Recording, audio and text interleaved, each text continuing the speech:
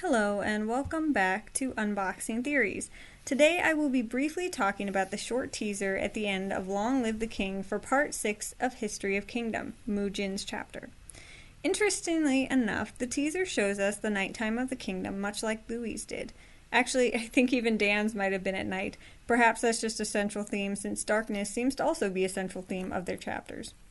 We see Mujin at the center of his palace, or perhaps his city, and he's standing on a bridge with trees around him and the moon above that seems to be bathing the land in an eerie light.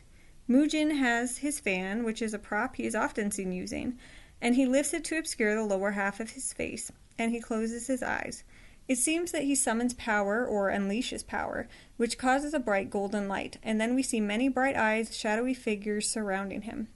Mujin opens his eyes. He lowers his fan to show an expression of anger or disdain, with perhaps a challenge in his eyes. Who would dare touch a king who can summon the dead to his side?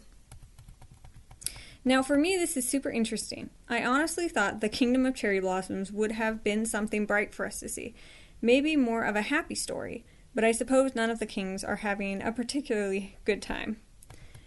Mujin, throughout History of Kingdom, has always been, to me, like a stable and steady force among the kings.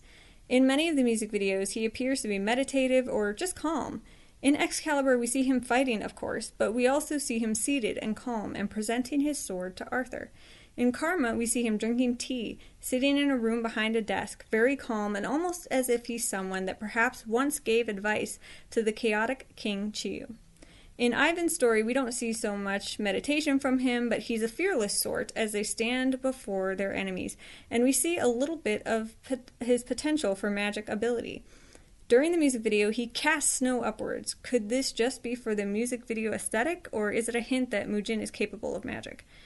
In Ascension, we see Mujin on what appears to be a watchtower as he dances with his fan. Again, he has a fan. Throughout this music video and in past music videos, Mujin always has this particular look, like he can see through a situation. Maybe it appears as a sassy expression, but I think Mujin has a strong sense for when things are wrong, and he often sees more than meets the eye, and we see this in Dan's era especially. In Louis' era, this comes out even stronger. In the teaser, when Ivan and Juan are gossiping, we see Mujin sitting and staring with a rather stern gaze with a wine glass in his hand. We know Ivan and Juan are maybe doing something bad. I have the theory that they're up to no good and potentially agents of darkness. So does Mujin see through that? Is he part of that? Perhaps annoyed that they would discuss matters in a public setting? Mujin also has his fan, again notably in the masquerade scene.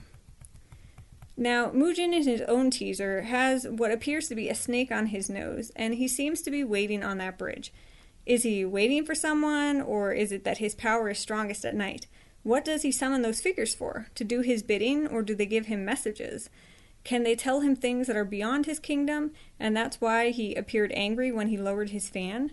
If Mujin can communicate with shadow figures or the dead, he probably does know more than the average king. Going back to the snake, however, let's make some connections to Japanese culture since Mujin's king is based on a Japanese king. Snakes in Japanese culture are seen as gods, messengers of gods, or bringers of curses if a sacred site is disturbed, like a natural habitat for snakes. They are also closely linked with dragons, which is very interesting. Knowing that, I wonder if Mujin is perhaps one who could incite a curse if sacred land was touched, maybe his own kingdom.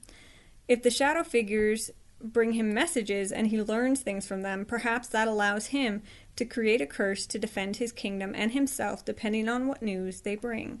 Or perhaps his ability to summon the dead or shadows is enough to show his great ability. Perhaps he summons them on behalf of protecting his kingdom from whatever might try and test his strength. I think it's also important to look at Emperor Jimmu, who Mujin is based on. This emperor is more legend than truth, and he was descended from the goddess of the sun and a god of storms, which is super interesting to me.